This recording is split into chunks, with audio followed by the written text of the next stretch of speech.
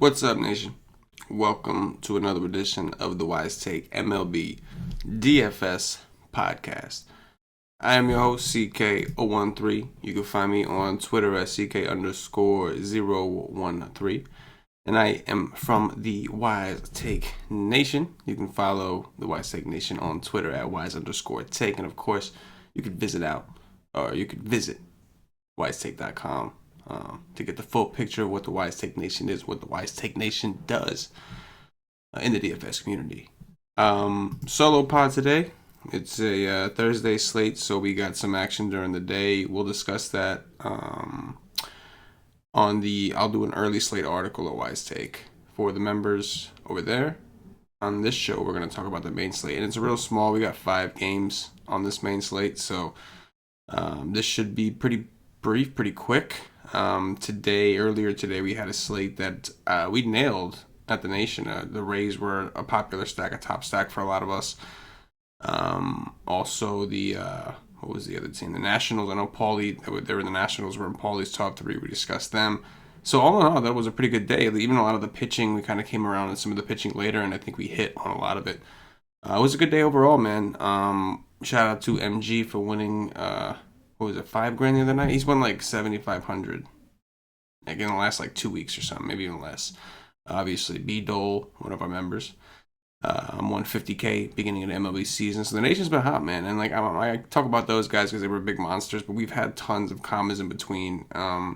Some of the guys that I haven't had a chance to get acclimated with yet that have just been smashing. So definitely recommend. If you're not a member of the nation, you need to be. You're missing out, not doing DFS right. So come on over. See what it's all about. Anyway, let's go ahead and talk about this odd slate. I think starting off with cash games, as we usually do, I think Chris Paddock would be where we start. Now on FanDuel, there's going to be 2 extra games. I'm not going to worry about DraftKings on this podcast, on the solo pod. At WiseTake, when we do the breakdown for the Wise stream for the slate, we will discuss that. We'll include FanDuel and DraftKings. All of our content's for both FanDuel and DraftKings. Just this podcast, since I'm doing it solo. And if you're listening, you might not know this, but I got the screen share thing on the YouTube part and the Facebook, the video part. And so that's why I'm just going to do DraftKings because I got it right in front of me. So cash games, I think Chris Paddock is kind of where you start. The SP2 is certainly a question. I think as of right now, Tanner Roark seems to be one of the more prominent options. Going to see a lot of righties against the Padres. Roark has not looked great this season, but you can see that, a 2x outcome on 7-2 is, I would say, within the likely scenarios, considering he's going to be in a large San Diego ballpark and he's going to see a ton of righties. So I think Roark kind of makes sense. I know normally it's not that popular to take 2 pitchers from the same game because you want the win upside, but I think in cash games, all you really care about is, going to a guy that's not going to wreck you. And looking at the rest of these options, it's not pretty. I mean, King Felix against the Angels would be the other pivot. However, even him, he has not looked great. Roark is cheaper, and I don't know. I think we all know the BVP that exists between Mike Trout and King Felix, one of the best in baseball. But so you could probably make a case for either or. I think Roark is a better actual pitcher. I could be wrong about that, but that would be my pick. So I'm going to keep him in here for an example. We'll come back to that later. As far as tournaments go, we can discuss some of these options. I think that King Felix is an interesting option. I just don't really trust him. I'm just curious about the upside. How much upside does he have? And this Angels team does have a few more lefties than we're accustomed to, so we'll have to see what the lineup looks like. Mike Trout, I'm going to love tomorrow, though, especially in cash. Urias just faced these dudes, and it didn't go very well for him. 4 Ks through 5 innings, gave up 5 earned runs, 2 home runs, and that was in a bigger ballpark, and it was at home. I think for tournaments, taking a shot on this guy isn't the worst idea. I wonder how many people may be afraid to go to him, and I think a lot of people could. I mean, maybe I just completely overthought this, and Urias and Paddock are going to be the popular SP1 and SP2 options. I would rather save a little bit more money because the bats have been more of a priority, and I know we're going to need Trout. But it's only a 5-game slate, but we have Course, so I guess it will. Anyway, so I think he's an interesting tournament option. I also think that depending on how popular he may be, because we don't have a ton of pitching options, aside from like the Paddock, it could be an interesting leverage spot to attack him also. It's one of the better hitting parks in the slate, that we know. One thing about Dodger pitchers is we're always taking a risk when we go with them because they have that coach, Mr. Roberts, I think Dave Roberts, who likes to play those games. And he trusts his bullpen, and he tries to protect the starting pitchers, and just ends up as a big old headache for us. But I do think Rourke is serviceable as an SP2. I think he's priced kind of fair, I guess, for the matchup. I like to play the Padres in the right circumstance. I think their offense has improved, but they have a lot. They're very right-handed heavy, and so going up against certain righties, they may have difficulty, especially in their ballpark when they're at home, doing damage. They are striking out, maybe not as much as years past, but they are striking out. So whenever we have a pitcher, and Rourke is not even the perfect example of what I'm about to say, but just in general, whenever we have a pitcher who's dominant on righties, like John Gray, for instance, yes, John Gray did well for us the other night. We're going to have to consider them. Rourke is more about price. He's a pitch-to-contact type of pitcher. He's got a big ballpark, and he will see a bunch of righties. Davies had a great game against the Dodgers in L.A., very surprising to me. 11 ground balls to 5 fly balls. Hit a home run. Gave up a home run, and that was the only run he gave up. 7 innings, 6 Ks. That's not something I'm used to seeing with him, but if you look here, this is kind of what he's been doing. So Cincinnati, ironically, was his one of his worst start of the season. How about that against Cincinnati? Against the Cubs, put up 14, not bad, tough offense. And then against the Dodgers, this particular time, I think Davies may be popular in tournaments as an SP2 because of what he just did to the Dodgers. And because if you look at his average for the season, he's easily paying off that 7K price tag. But I still think I want the Dodger bats. I know his pitch quality's been up, so that'll be something we want to look into tomorrow. But Davies is one of those fence options. You're either going to want to pitch him because he's 7K and that's cheap enough and he's got some upside, or you're just going to want to attack him. But you're going to want to make a move on him. None of these other guys I really have interest in pitching. As far as attacking, we do have cores. We have Kyle Freeland, who hasn't looked great going up against Philly. Philly looked pretty damn good against Mats. We're going to want to do some profiling there. We don't want to assume that Philly's just going to do that to every lefty they face. Some of the guys that did well against Mats, well, at least Kingery already had good history, good BBP, and the profiles, which is off the charts for Steven Matz. Matz relies heavily on a sinker, and those Phillies hit left-handed sinkers very, very well. We're going to want to dig in to see with Freeland what his pitch types look like. Might not be as good of a match, but then you have to factor in the fact they are in cores. One thing for sure is against lefties, I'd envision that the Phillies will be kind of tough to strike out. They can go pretty right-handed, and it's guys like Andrew McCutchen, Gene Segura, Maikel Franco, those kind of players are tough to strike out, and if they're not striking out, they're going to be putting the ball in play. That's going to be risky for any pitcher. So I think the Phillies' offense will be interesting. They will be very popular, though. And the Rockies, it seemed like the Rockies were kind of waking up a little bit towards the end of that road trip. Now, Eflin's a wild card. He was pitching really well. His first 2 starts were awesome. Against Washington, 9 Ks, 5 innings. That's a tough team to strike out. Only 85 pitches, and he put up a 30. Only 85 pitches. Against Minnesota, another tougher team. 5 Ks through 7 innings, but put up a 24. Then all of a sudden he played Miami, the worst possible team you could face, and they just rocked his world. 3 home runs, 6 earned runs. So I'm going to want to check tomorrow and look into his velocity and kind of see if there's anything. Was it down that game? What's going on? Because it's in cores, I don't think it's necessary to pitch him, but I do think that, I want to know if it's a fade core situation or do I want the Rockies against him. So curious to see what the field does. Like I said, the first 2 starts, he looked awesome. I'm not really sure what happened there against Miami, just a complete collapse. But now he's going to be in cores, an opposite scenario. against a team that in reality, even though they're hurt right now, is probably a little bit better. The catch here with the Rockies is right now they are pretty right-handed, and the lefties they have are not great outside of Blackman. So that's going to be something we have to consider and see what wins out. But this also kind of seems like a pivotal part of the slate that you want to figure out tomorrow. Am I going to want to stack against Eflin? Because if not, he is a serviceable SP2. Maybe you don't need it because of Rourke or Davies. But aside from like taking Davies' last start against the Dodgers and kind of pushing that to side is like an anomaly, right? It's like a rarity. Eflin, you would have to argue, would then have the next highest upside on the slate. And if something's wrong, or if the Coors guys are just kind of heating up and that's the way that you think you're going, then that'll be quite the decision. But, the Rays did really good for us today. They were our top stack. Pretty much all of us like the Rays. And they went nuts. They got Andrew Cashner. Last year, the Rays were one of the best home teams in the game. Austin Meadows did come out of the game early today. I wonder if that was for rest or if that was for injury. I want to keep an eye on that. But the Rays are going to be in play, but they're probably going to be popular, especially after what they did today.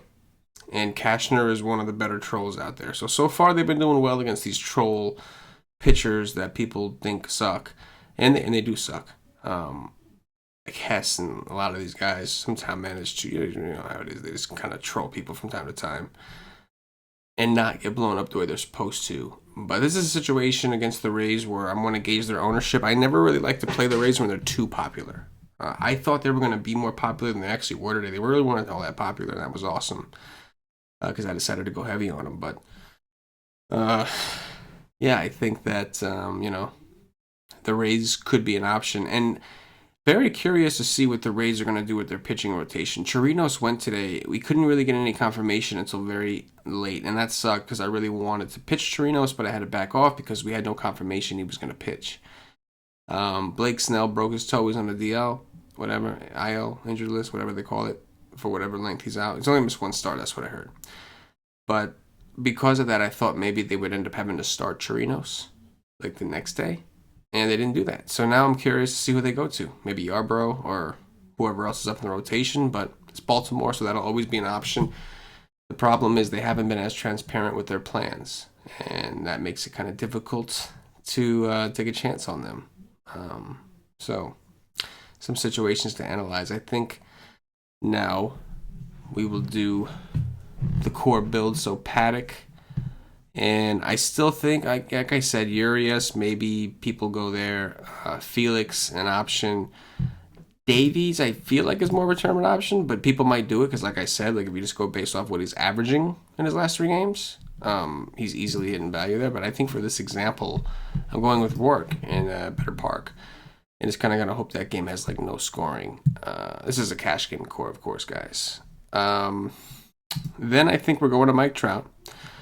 Bryce Harper in Coors. Tempting. It is lefty on lefty. Yelich against Urias. Yelich is just a freak. I don't care if it's lefty, righty. I don't care what it is. McCutchen. These are some of the top options we're competing against. I still think I want Trout. In cash games, I tend to not necessarily. I'm not huge on BBP, but in cash games, I kind of use that as like a deciding factor when there's a lot of really close situations. So for this example, I'm going to go with Trout, I think. He's got stolen base upside. He's seeing King Felix. The other options are kind of tough. Am I going to pay $300 less for Andrew McCutchen? I know it's Coors, but I mean, I can get Mike Trout. You know what I'm saying? And it's not like there's a complete gas can pitching. Freeland is one of their better pitchers, regardless of what the results have been like. I'm trying to think if there's anybody we could use for value. Let's see if there's any like key value piece. Choi would be an option at first base, but that's a position that you'd have to punt, and I know a lot of people don't necessarily. If we got it, this would be a great spot for Altieri to get in the lineup. I don't think he will because he already played against the Mets recently, but if he would get in there, I wouldn't mind him necessarily. Let's see. Maybe we could find us a cheap outfielder or something. Coming back on Choi again. I guess you could go with Calhoun just because he's so cheap. As a potential value play. Starts to get pretty ugly. Maybe like LaStella. If LaStella's in the lineup, depending on where he's hitting in the lineup, 3,400 is a really good price. You can kind of get there. And like it's kind of pushing us onto an angel stack, and that was not at all my intention. Like if you're gonna stack a team in cores, I'm sorry, on this slate, it's probably cores if you can, and if not, it's probably somewhere in the Milwaukee game just because of the park. Although the Angels would probably be an turn, or the Rays. I can see people going to the Rays a little bit, but their prices on DraftKings are kind of up. That's what's making it difficult for us. We can go to that cores game and see if there's anyone else maybe we see is underpriced or that we can get something out of. We'll see if Tapia plays, right? Tapia, a double and a triple. We missed a big game from him. That was in San Diego. He's cheap, depending on where he's hitting. Samson's probably a decent option. The only issue is he's right-handed, but he was another one that kind of woke up there. So we'll have to see what the lineup looks like. But definitely, I think Trout, Paddock, and Rourke as of right now. It's the night before, guys. It's the first look. We're just kind of talking it out. You know what I mean? Just kind of talking it out and doing that kind of thing. Yeah. I guess at this point, I'll do some top threes. I think... Before I do that, though, I'm going to remind everybody, if you haven't already checked us out at whitestake.com, make sure you get over there and see what it is we do.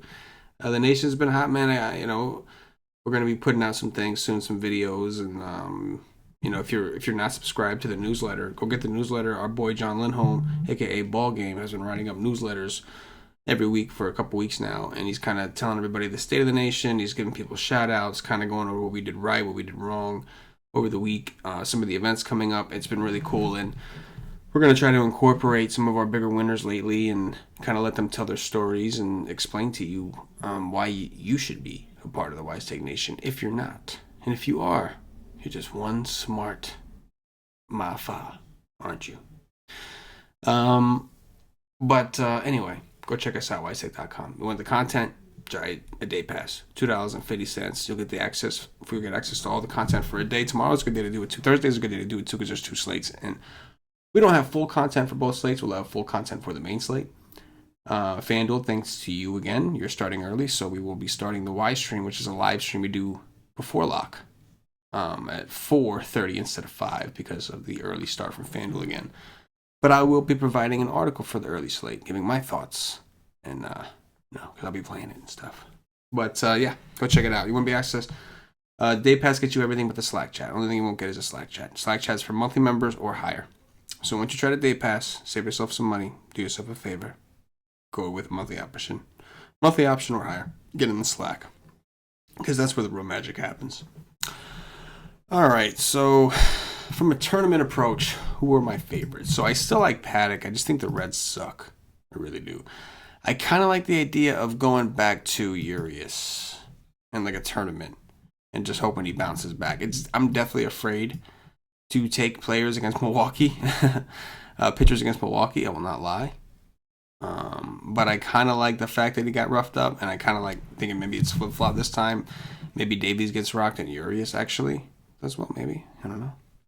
Third option right now I think is Rourke, and I don't like that guy. So that makes me a little uncomfortable. Gotta be honest. Top three stacks. I think the Dodgers for sure. I think I want to go back at Davies. I don't think he's going to repeat that situation again. Let's go with the Rockies against the Phillies, just kind of hoping the Rockies are waking up. It's going to be ugly to actually try to make a team with them because of how bad, you know. But and then I guess I'm going with Tampa. I know what I said about the trolling. Milwaukee would be the next one, but the Angels I don't mind outside of Trout. It's just hard. Like it's just not a lot of upside there, no matter who the pitcher is. So maybe there should be more of a case to be made for King Felix. Diggity dong watch. All right, so I'm gonna pull up these teams that I liked. Bellinger's hitting a home run tomorrow. That's probably gonna happen. Mike Trout, I'm not gonna say because I said Bellinger, but you guys know the deal, right? I just said I would play him in cash, so you know the deal. I think